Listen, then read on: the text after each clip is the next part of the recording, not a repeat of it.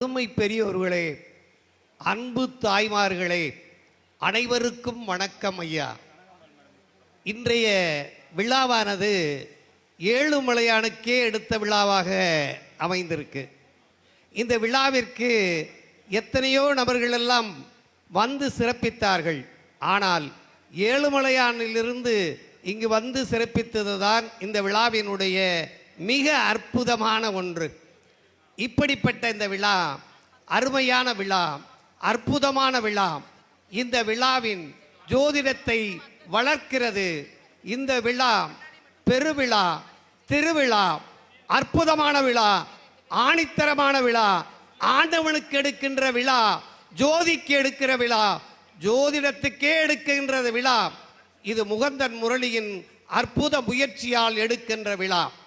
ஜோதிடம் என்பது ஜோதியை அறிந்தவன், ஜோதிடை அறிந்தவன், தனக்கு மட்டும் கற்றுக்கொள்ளாமல் அனைவருக்குமே கற்றுக் கொடுக்கக்கூடிய இந்த மகரிஷியின் பேரில் இங்கு இயங்கக்கூடிய இந்த மகத்தான ஒரு அமைப்பு இருக்கிறது.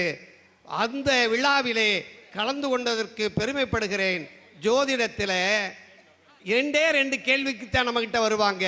ஒன்று இல்லைன்னு வருவாங்க, ஒன்று சிக்கல்னு வருவாங்க, இல்லை சிரமம்னு வருவாங்க.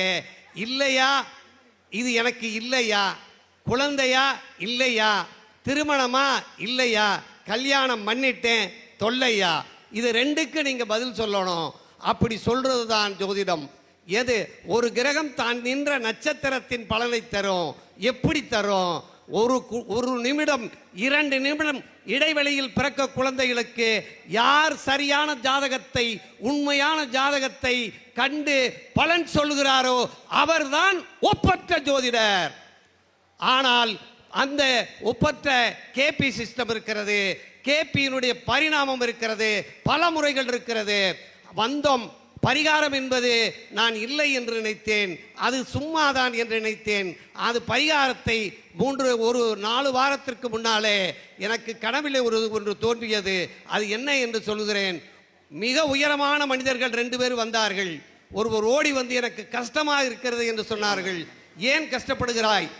ஒரு பெண் நாய்க்கும் ஒரு ஆண் நாய்க்கும் நீ திருமணம் செய்து வைத்து பாரு, உன் கஷ்டம் ஓடி போய்விடும் என்று அங்கே சொல்லப்பட்டது. இதிலிருந்து என்ன தெரிகிறது? பரிகாரம் உண்டு.